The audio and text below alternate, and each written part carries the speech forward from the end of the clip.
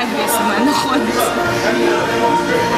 Ну, Ты на видео будешь снимать? расскажи мне про свой поворот. Отворот, доворот не катит.